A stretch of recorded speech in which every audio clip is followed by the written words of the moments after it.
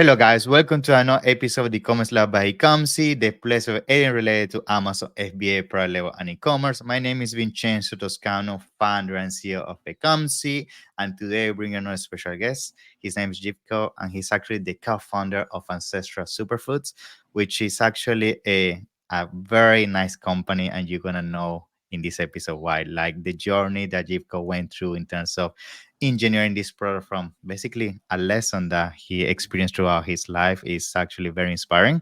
And we're also going to be talking about all the lessons that he had to go through in terms of having a business and basically opening a business from scratch, which I know is something that we e-commerce founders struggle, especially at the beginning. Like, what are some of the right decisions? What are some of the things you have to do when you do mistakes and so on? So it's going to be a very interesting episode.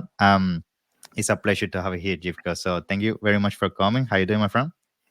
It's also a pleasure for me to be your guest, Vincenzo, and to share my story with your audience. And it's perfect. Thank you Thank very you. much. Thank you. We met actually in Sofia, in Bulgaria. We were actually at the event that were everything related to e-commerce, actually Nicola event. Amazing event. It was a whole stadium that was huge, like so many service providers and manufacturers and people that were basically from the Balkans region. So it was a very good experience. Yeah, that's where we met. And when you told me a little bit about your story, I actually found it super interesting because I feel, first of all, your story, is inspiring in terms of all the things that you had to go through to get where you are right now, and the pros are also unique. I think Mhm. this is gonna be an episode where people are gonna learn how you can convert sometimes your struggles, but also your passion into a business. And I'm very excited to bring this to the table. So, Jivko, tell us a little bit about yourself so people can know you better, and then of course we can dive further into the topic. Yeah. Yeah, my name is Jivko. I'm 40 years old. I have two kids. So this is Good. one of my most precious things in life that I have. And my journey as entrepreneur started actually in 2009. This was when I have created my first company. And actually, this journey was more or less influenced by health struggles that I was going in. So the first reason was that I was diagnosed with Hashimoto disease and metabolic disorder. So then I started to read more about food, the effect of food on our body, and actually how ultra processed food is influencing the health. And I was actually a victim of ultra processed food, more or less, because this was my habit. Also, as a student, I was trying Hmm. to get quick fix and not thinking Yeah. a lot about, Quick cooking. and cheap also, cheap food as well. Quick and cheap, yeah. But then Yeah, you pay also the price. very, very high price for these mistakes. And actually, when the doctor said, okay, you have this autoimmune disease and complete hormonal disbalance, and they told me you are in risk of getting a heart attack. So this was like a waking up call for me. So I Yeah. decided, okay, I'm going to use this experience to change my life. And I started to do sport, started to convert to whole plant-based diet and to a lot of to educate myself about food actually. And I decided also to come back to Bulgaria because I was studying in Germany and all my friends and relatives, they were more or less in Bulgaria, and decided just to come back because it was less pressure for me and just to recover more or less from this illness. And then I discovered in Germany a very famous drink back then. It's called Bionate. And so Mhm. my first choice was, yeah, why not import this drink in Bulgaria? It's something new, it's unique. Nobody's importing it. And then I started to write emails to the company. So I am Živko, I want to import your drink in Bulgaria. And they were like, okay, we don't care. Yeah. this is this is a market that is not interesting for us. Yeah. And then I decided, okay, just I will skip Germany. So I have written email to the Austrian representative. And then Hmm. after a couple of weeks, so a phone call came from Austria. And the guy was like that, okay, if you want to start, then you have to import this amount of pallets and we can Okay. start the deal. And actually, this is how I started. So, completely, Wow. absolutely no experience. I just imported some thousands of bottles, and then I was having this issue, so I have to sell them Yeah. because they have an expiration date. And then I Wow. started with a backpack full of drinks and bottles, going through shops and cafes and clubs in Sofia, in the capital, and just offering the drink. And this is how I started to build up a network of clients and actually mm, growing this business. So to certain time, I was also having more or less the import rights for Romania and Greece, just before Bionet was bought by Radeberger, this big Yeah. beer Corporation. concern. Yeah, Hmm. Cool. and yeah, then I started importing organic products from one of the biggest French companies, and after that, I founded with friends the first vegan restaurant in Sofia. And after that, it it was the second so defining moment in my life that came. This was the stroke. So I was 30 Hmm. years back then in Austria. I got this stroke, Yeah. and I was in the emergency care unit. So I was not knowing if I'm going to survive or not. So I just started calling friends and people that are precious to Hmm. me just to say goodbye, because I Yeah. was not knowing if I'm going to get out and survive or Hmm. not. And then during these uncertain times, moving from hospital to hospital, I was having time to reflect what is important for me and what I'm going to do if I survive. And then this idea about sprouting and fermented functional foods came just like a glimpse, something that maybe Hmm. I could do. And after I recovered, I decided to turn this idea into reality and then started working on this. Yeah. I think, first of all, congrats on everything you managed to Thank you. overcome. That's something that, most people will definitely be taking down and not record. Like the fact that you managed to go over that and come to where you are right now is amazing.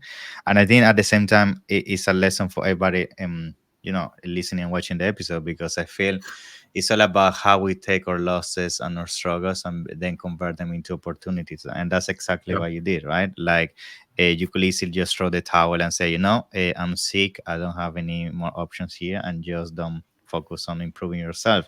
But the fact that you went so much deeper into finding a solution, then at the same time, that's what I also tell to all my clients or people that talk to me. Like, usually when you have a struggle, so many other people are also having the struggle. So then if you figure out how to fix it, usually that's a business idea right there, right? And that's Yeah. exactly what you did. And I like the fact that you mentioned you didn't know anything about business, but you still went for it. I think sometimes you're never going to have the perfect plan. It's all about jumping into the pool and figure out how to swim in between, right? You don't know how to swim, but you still jump, and then once you are in the pool, you then have to figure out. And that's Yeah. something that I feel most entrepreneurs we have to go through.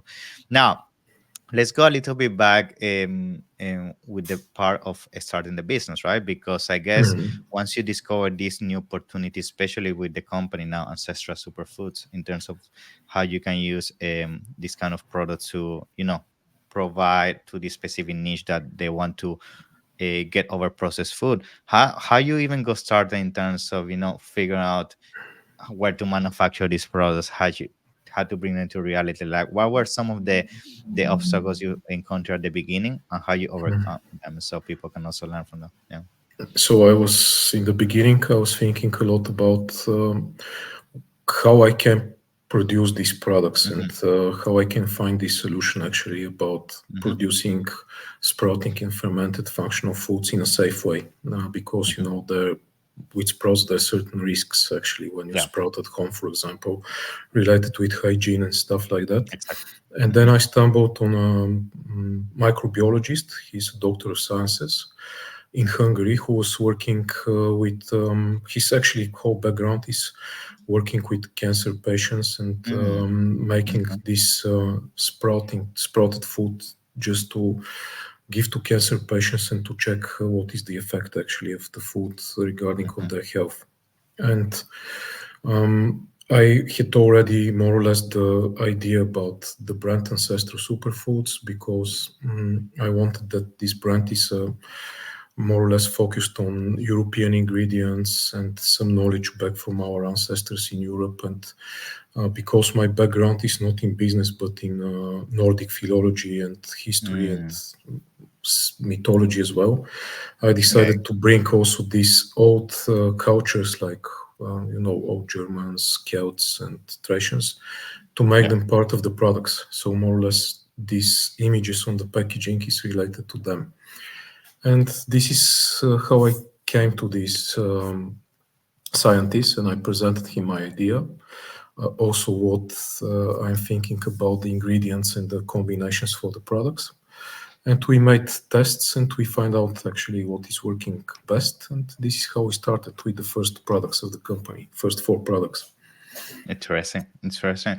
Now, when it comes to doing this kind of brands, when it comes to food, I'm sure one of the main questions people may ask, because I get this a lot, Mhm.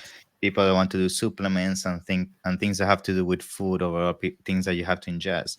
How you went to the phase of making sure consumers will like this, right? Because especially with food, there's a lot of things that have to do with the taste of how of the Mhm. product, the quantities, the different bundle ideas you can come up with. So, and the reason why I make you this question is because now I want to bring a little bit of strategy to the conversation in terms of how you sit down as the co-founder of your brand and then figure out, okay, these are some of the flavors or some of the combinations I can bring to market to basically provide the value that my consumers are doing. Like, are you doing any kind of market research? Do you use some kind of tool to figure that out? So how you come up with those ideas in terms of the pros you can launch?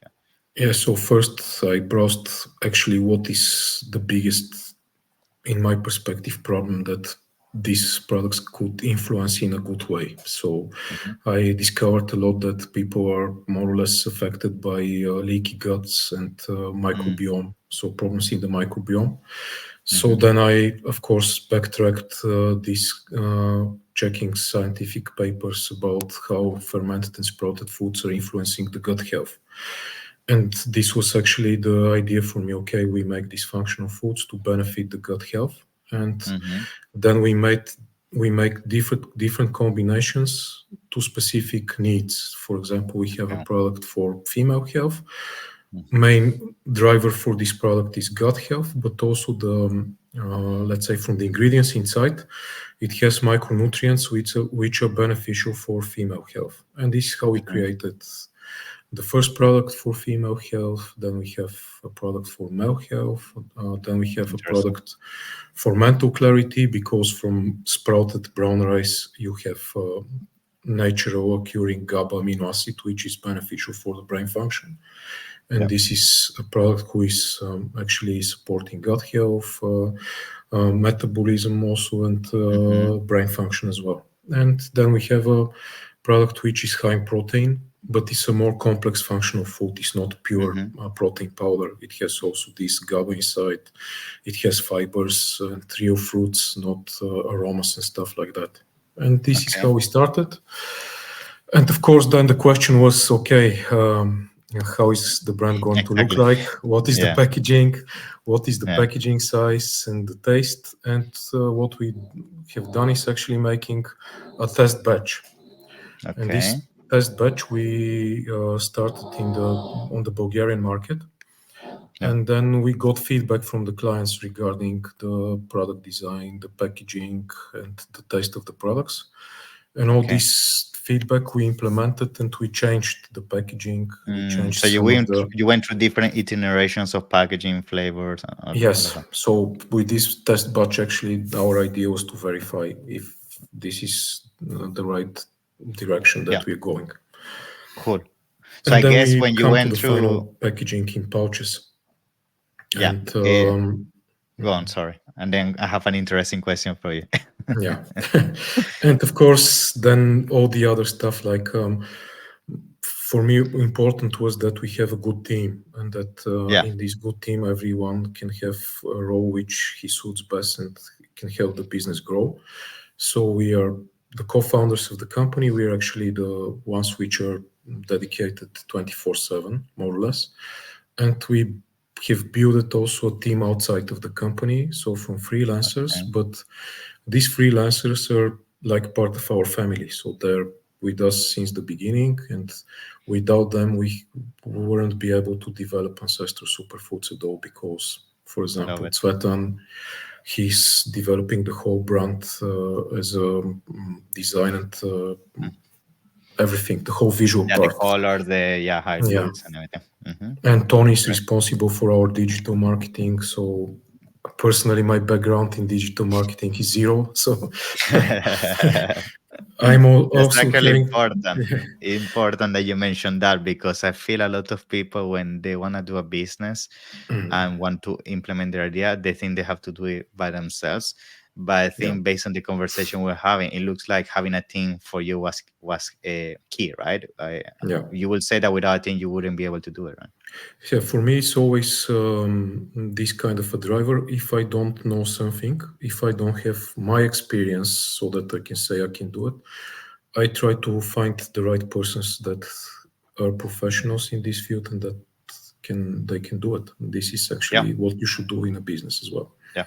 Yeah, that's the fastest way, to be honest, to grow a team. Learn how to delegate and find the right people and put them in the right position so they can drive those units for you. And you focus on actually working on the business rather than in the business, which is unfortunately what most people do. Yeah.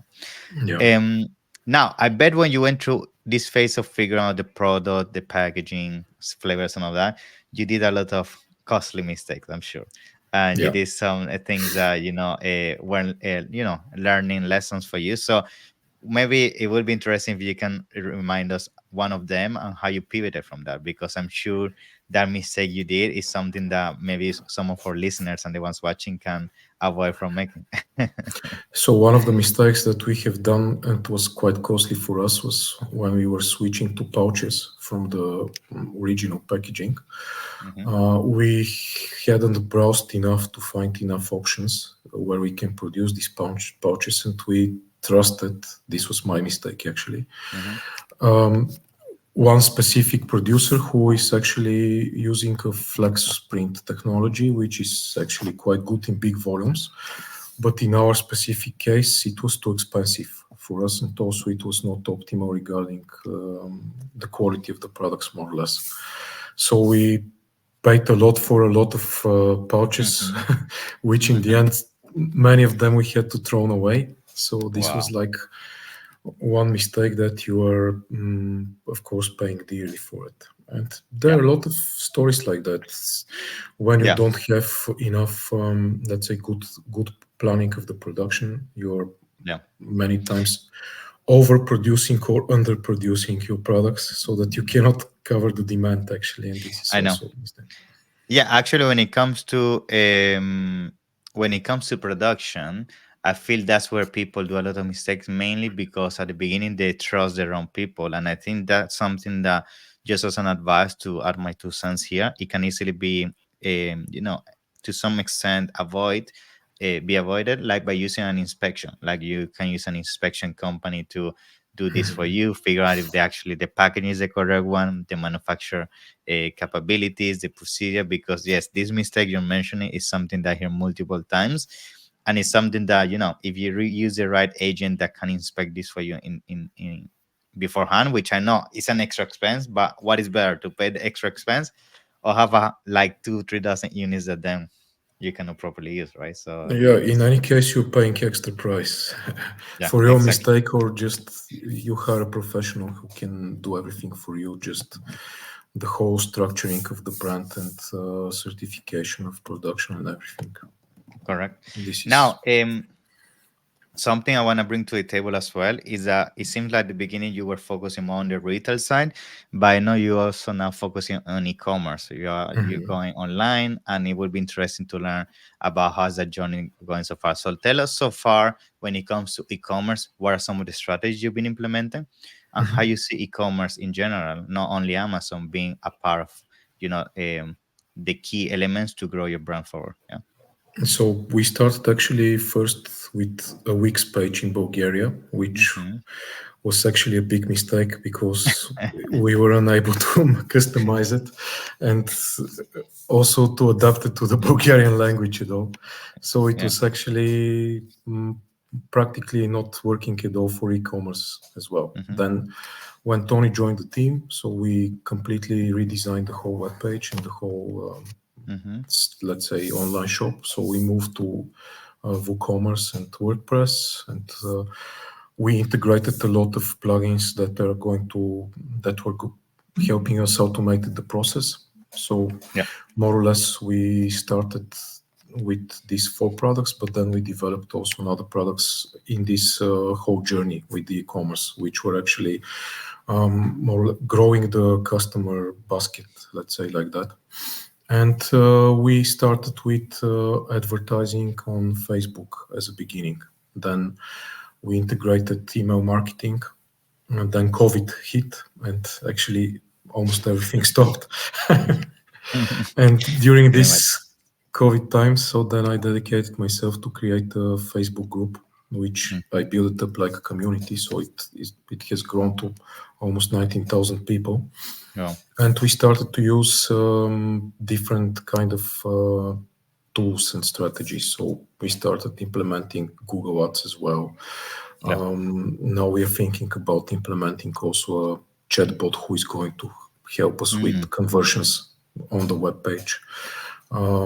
With We are switching from Mailchimp to Klaviyo because Klaviyo is giving us more A lot options of for the e-commerce strategy. part.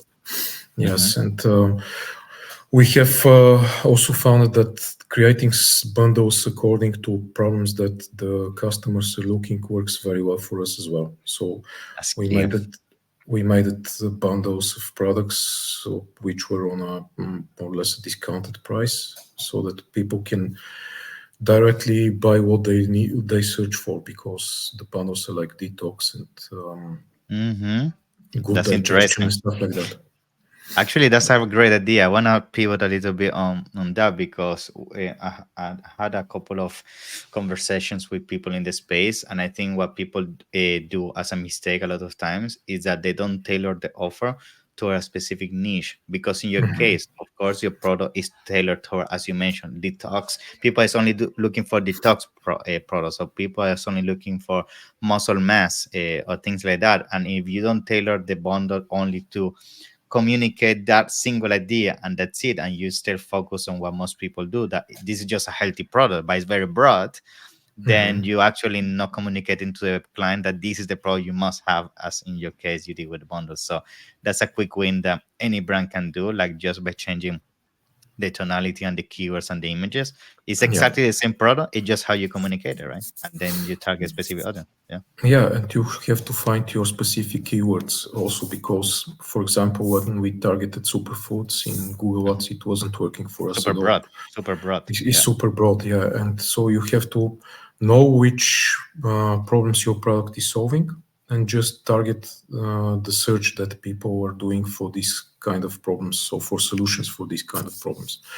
And Hmm. of course, make uh, as diverse as possible your channel strategy, like omni-channel strategy, because relying only on Facebook Yeah. ads is not sustainable. So we discovered this actually. Um, so then we decided just to build up another channels for us, like as I mentioned, Google Ads. We started Hmm. with working with influencers, also affiliate partnerships with nutritionists and health specialists who have already trusted audience, because for adoption of your product, if it goes through a person like that who has his audience of let's say customers who are loyal, then it Yeah, would exactly. be the If right you way for recommend a you. product, they will trust Yeah. him.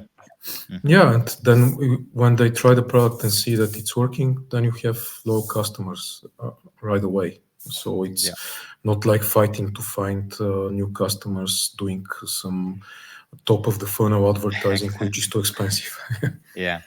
On top of that, I think something that I will be interested to discuss about is how, in your current operation in terms of strategy, you are taking consideration lifetime value. right? Because I feel with your type of products, maybe the first purchase is not the one that actually you make the most money because you pay the customer acquisition cost, but it's Yeah. the fact that once they discover your brand, they keep coming back and buying other products, the bundle, and they basically start upselling them, right? So tell us a little bit about how you, as a founder, together with your team, are doing strategies to increase the lifetime value of your clients. Yeah. So first, we try to have a very good contact with our customers and to support Mhm. them as much as we can, and also to give them value. So when they have questions, we are there to answer. So I am, for example, one of the customer support in the company because Yeah. I want to call all my customers more or less personally and just speak with them what they like about the product, what they Yeah. don't like. We make a lot of surveys also with our customers, and then Interesting. we have built up options so that they can buy more products on discounted price, like variations of a product. Hmm. And then this is something like a subscription without having a subscription, because when they buy like three products for a discounted price or six, this immediately like supply for 1 2 months.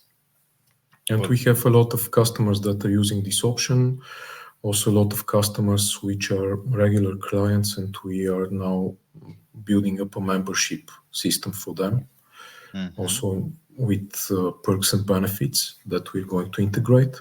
We're going to build up also a subscription model and a lot of other techniques that we're going to test for just upselling and increasing the customer lifetime value.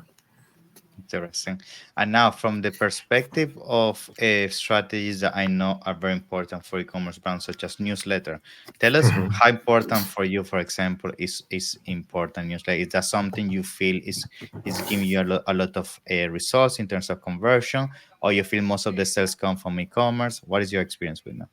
For us at the moment is something like 20-30% of the monthly turnover. So of course, this is Okay. a channel which is less expensive than making Facebook ads and Google ads, and is Yeah. one that I think all brands or people who wanted to start business in this kind of field, doesn't matter if it's only food, but general, they have to put extra emphasis on email marketing and just growing their new subscriber list with quality subscribers. Because we had also this experience, we started with like giving free ebooks and Yeah. some kind of other presents when you subscribe, but you see in the end that a lot of these subscribers you cannot convert them. So Yeah. You get a this lot was, of waste in terms of leads that only want free things, but they're never gonna buy from you. yeah, Yeah. and actually you fill up your amount of subscribers to your subscription plan in Mailchimp or Klaviyo, and you're just paying money for nothing, more or less. Hmm. Yeah. So then Interesting. we decided just to change the strategy and focus on, let's say, people who are really wanting to subscribe and be part of this journey by giving them a lot of more or less benefits, just useful Awesome. content, free plans, just like free detox plans Yeah. and stuff like that. Something that is going to be useful for them, not just Yeah. get this product for free or get a discount and stuff like that. Interesting. Well, Jivka, I mean, we discussed some interesting things, and I'm sure, especially for all our listeners and the ones watching that looking to grow their brand from scratch, they're gonna feel so inspired and get a lot of insights about how to implement some of the things you discuss. Before we conclude, anything else you want to share in terms of maybe a last tip or last strategy or something you're very excited for 2024, so we can conclude today's episode.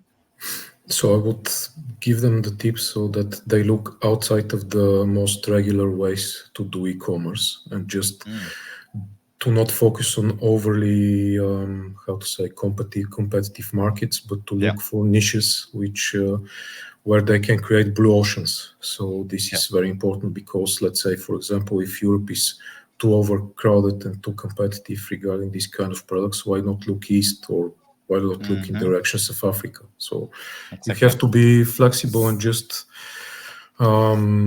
yeah, and also to be as lean as possible. So just Exactly. to, when you don't Keep your have, expenses down. yeah, keep your expenses down, and yeah, why building a factory when you can work with somebody who is already Yeah. having a factory? So just use Yeah. his capacity and focus on brand and brand building and marketing. This is Exactly. what I have discovered actually works for us, and I'm always Awesome. sharing also with friends and others. Cool. So, in case anybody wants to reach out to you, ask any questions, or maybe find your brand, where people can, get in contact with you. So they can get in contact with us on ancestralsuperfoods.com, also on ancestralsuperfoods.co.uk. This is our UK branch, and they can find also the products in UK and Amazon as well. So this is currently what we are more or less focused on.